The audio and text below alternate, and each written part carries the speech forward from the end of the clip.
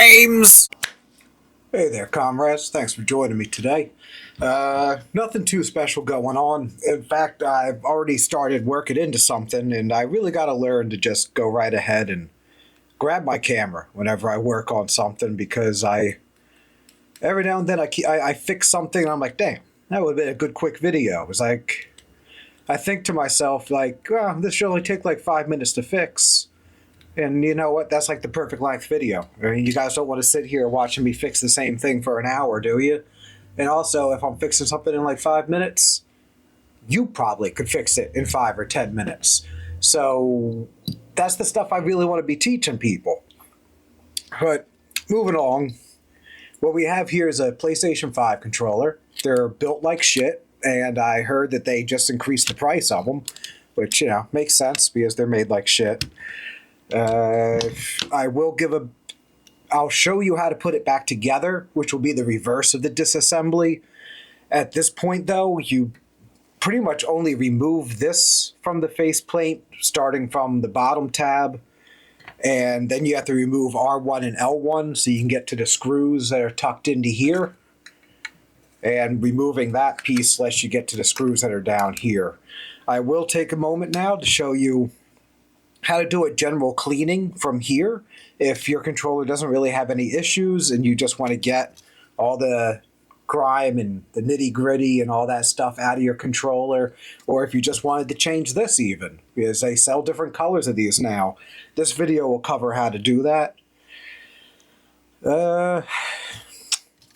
Yeah, there's the main reason I was opening this controller is get to the point of this and the name of the video. This controller, like a lot of PlayStation 5 controllers, has stick drift.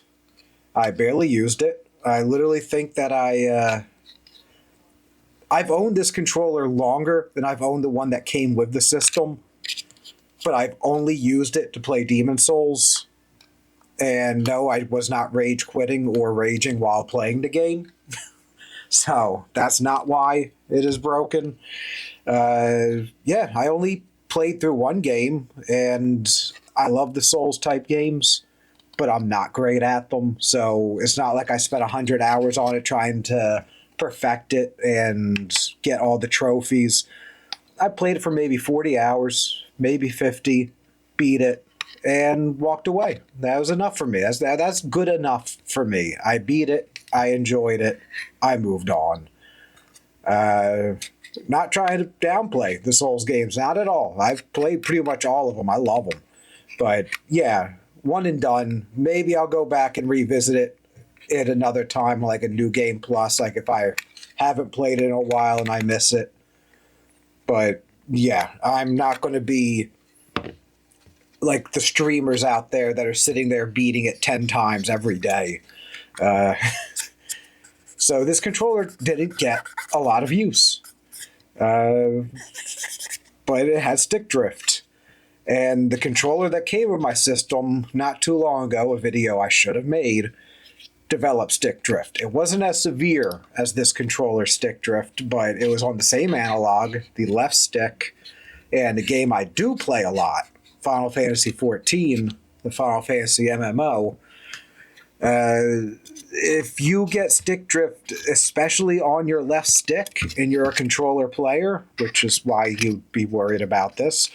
Otherwise, you have a mouse and keyboard, and you probably wouldn't even be watching this. But if stick drift on your left stick becomes an issue, if you play any character class that has spells or any kind of casting time for an ability, you're not going to be able to do them. Because if you move your character's position while using those spells in that game, that's it. That's all she wrote. That automatically cancels what you were trying to do. So it actually makes the game effectively unplayable. This ended up in my pile of crap to fix. So to go back to the other controller that I should have made a video on, had stick drift, wasn't as bad as this one. I used some of the contact cleaner you may have seen me use in my other videos, worked it in there a little bit, and that controller was working fine. That was it. All I had to do was open the controller, take a few extra little bits apart, and throw some contact cleaner into the analog sticks, and they were working good as new. So I'm hoping that's the case with this one. That'll be a great video. The video will only be a few more minutes longer than what it is right now. Of course, we all know that's not how my videos will tend to be. But there's good news, for you at least for those who like a laugh. If just cleaning this, if just giving this a good thorough cleaning on the inside and scrubbing the analog sticks, potentiometers with contact cleaner is not enough to get this thing working again, I'm going to attempt a replacement on the analog stick. I've never done that before. It's not extremely complicated, but it is definitely, I'd say it's above novice skill. I'm not going to sit here and say I'm a professional with soldering. I think I'm competent. I like to think I'm competent with soldering, but I'm definitely not a professional. And that's showing right now is I don't really feel like taking this entire thing apart just to get to the sticks. Let me see. I think if I remove these ribbon cables, the motors are soldered onto the board. So I'm not going to be able to get the board completely free without desoldering them. We're just undoing all the extra screws, you numbnut. This point, so I can clean it. That's good enough. It's okay to be lazy sometimes, folks. It's okay to be lazy sometimes. Now, I'm not sponsored, but this is what I'm using. It's worked great for me so far. There's plenty of other versions and varieties of contact cleaner. Just make sure it says that it's not non-conductive and plastic safe, and you're good to go. So we're just going to pump some into these sticks. Because one of the best parts about this stuff is that you can really get it in there with that pressure. And it's non-conductive. It's fast dissolving. It's going to be completely clean and erased from this board in no time.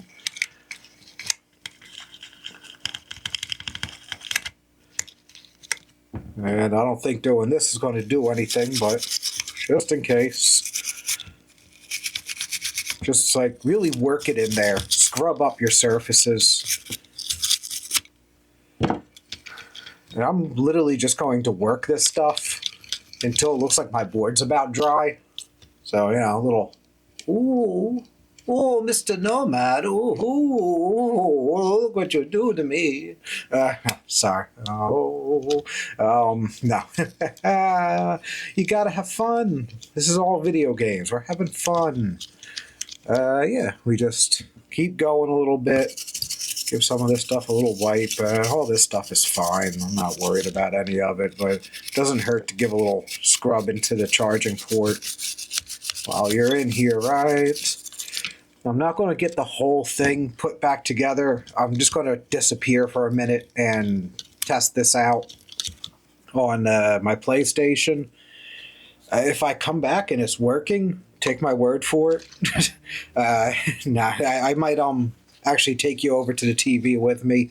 I was going to actually download the controller testing program on computer, but again, this was kind of a spur of the moment thing, and that would have been effort. And like, I don't know, like I could even fake it and just be like after the fact, edit that in there and just say I did it, just pretend. But what if then I don't? And what if I get lazy while editing this and I leave the whole like conversation about using the computer program controller tester? It's just a bad look. So I'd rather just look lazy. But if I do eventually download the computer controller tester, I could then just edit in future controller test into my video footage.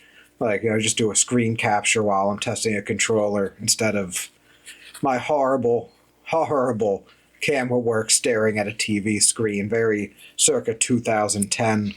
But you get what you get when you work with me. All right, so this is looking pretty much all dry. So we move our ribbon cables. We start plugging them in. Do do do do do do do. If this works, it'll be amazing. I really do not want to replace the analog stick. I'm sorry. I'm sure that would garner me more views. Whether I do it successfully or not might actually get me more views if I don't do it successfully. I guess you'll know before we even get to this part of the video what the deal is with that, because I'll definitely be posting up the video with the title fail. If it was a fail, I'm gonna come right out and say it. Is a fail is probably worth more. Just like I knocked off that stupid little microphone thing here. I hate this piece. I hate this piece so much. So I fumbled with this for way too long, so now you gotta deal with voice over me. Oh, never mind, I fast forwarded it. Enjoy. I can never remember. Yeah, this is where the microphone goes, so it goes through here. I'm gonna have to worry about that later again. Let me get a screw in. Do. See, if you can get through it this way, you only gotta remove one extra screw from the inside. So I really, really recommend, if there's any hope that your controller sticks can be fixed just by cleaning, this is the best way to go. This is so much easier than what I'm going to have to do if this doesn't fix it. It doesn't get super complicated. All right, I might be making it sound like it's going to be a lot more work to tear it down, but it's going to be more. I definitely should have put those back on, but the controller can still be tested in this state. So, I'll be back. All right, so we're back. I don't know what to say. Further investigation. It seems like the controller is working, but there's some hiccups. Some unexpected hiccups. For some reason, the controller doesn't seem to work in any games or apps. It works perfectly fine on the menu, and from what I can tell, it doesn't seem like there's any kind of stick drift. But as soon as I go into a game, it just pretty much shits the fucking bed. So, we're going to disconnect all this again so we can get the knobs back on the sticks.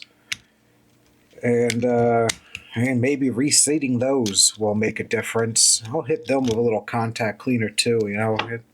Literally, this stuff doesn't hurt. It only does good.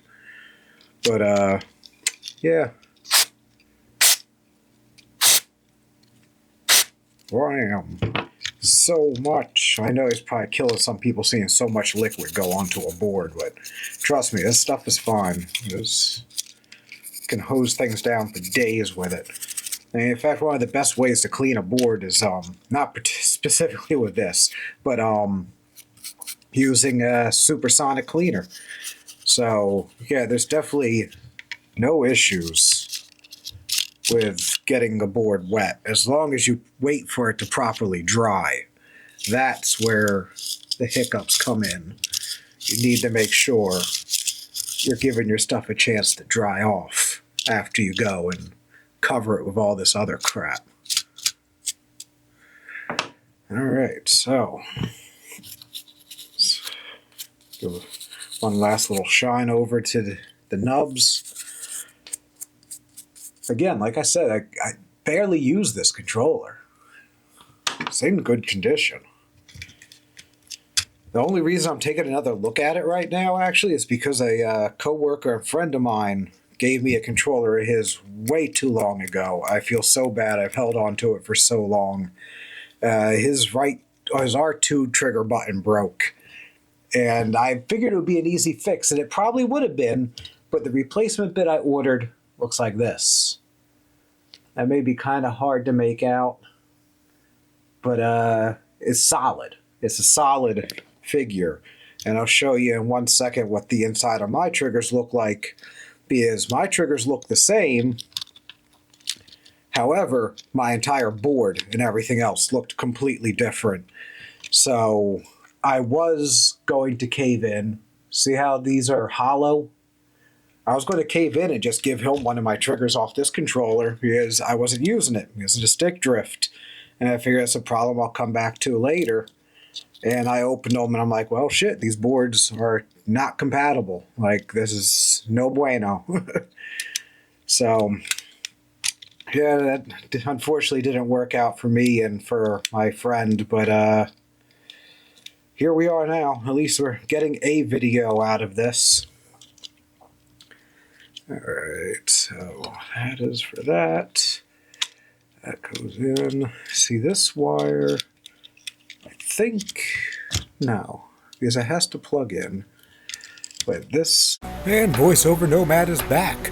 Once again, the same thing has me tripping up. Has me absolutely tripping balls and going nuts. What will happen next? Will I stumble onto another ribbon cable that I cannot plug into the socket? Do I have an issue just plugging things into the holes? Stay tuned until next time when we see how I handle things in the bedroom. Now, but for real, the design on this ribbon cable is ridiculous. I do remember from a previous teardown, it would have been wiser for me to have left it attached. I believe it folds and unfolds more easily. But you live and learn. That's what my videos are about. Live and learn. Learn from my mistakes. And, yeah, learn from your own, too. I mean, hey, you know what? Record your own. Put yours out onto the world and the internet for everybody to see and judge. And, yeah, again, I'm messing with you. This video is starting to run on a little bit longer than I was hoping it would. But I'll try and put a timestamp near the beginning. That won't help you, because you're already here. To skip straight to the analog stick fix, though. But thank you, everybody, for sticking with me to this point of the video. Remember to like and subscribe. I do this out of passion and hobby, but anything helps, because if I could one day do this as a job, that would be phenomenal. But anyway, back over to the next installment of this. Boop boop boop.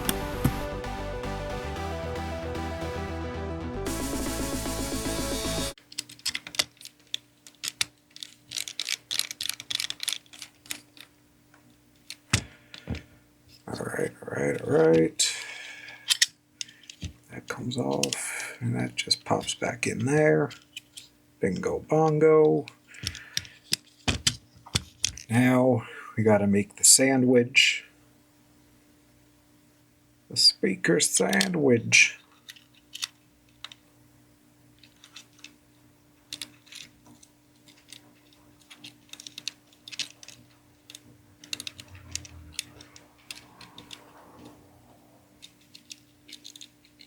I need to also remember which way it goes.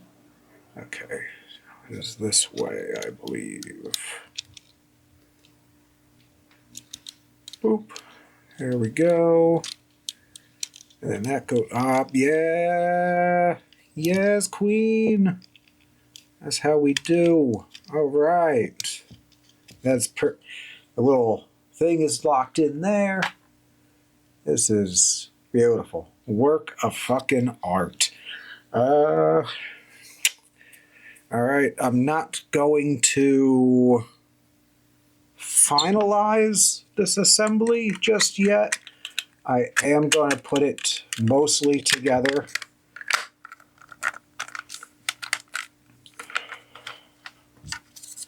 I'm not going to put the screws in just yet, or the R1, L1 buttons.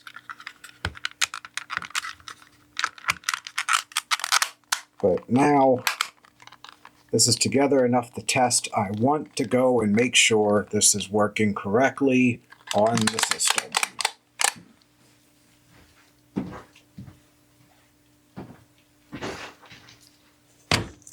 I forgot to put the battery back in it.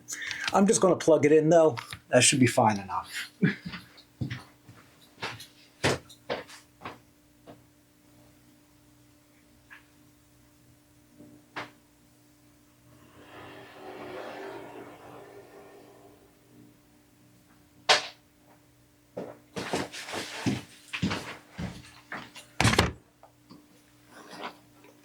Apparently, we won't work without the battery in it.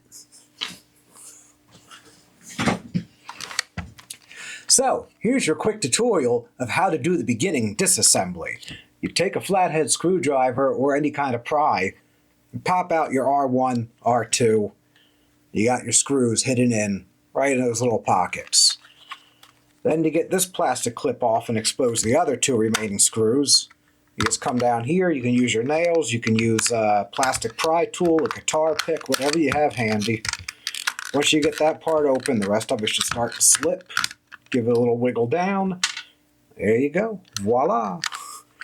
And actually opening it up's the same. It's not clipped up like a Xbox controller is. It has these two clips. Clip, clip. And pretty much just comes right apart from there. So now we get our battery back in there. Do this again. Click, click, click, click, click. I'm only putting this back on to try and make sure that speaker doesn't move any place because I don't like messing with that speaker. Oop, I just turned my system on from in here, so that's a good sign. Be right back. Oh my gosh, guys. Editing's going to look a little choppy, a little bit weird. I forgot to take my microphone with me while I went to this other room, but my dudes, we've got action. This stick, a little bit of movement, a lot of bit of movement. Everything is moving smooth and groovy. I mean, look, you can just look how perfect this controller's movement is. There's not a single issue with how this controller's working. That movement is perfect. Perfect. So thanks for hanging out with me, guys. I'm glad it was an easier fix. I hope you guys were able to learn something from this. I do believe this is a fix anybody who dabbles in electronics can do.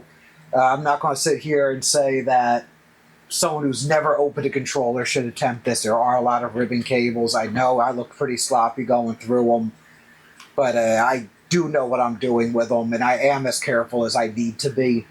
So keep that in mind. But till next time, comrades, know that I love you. Stay safe.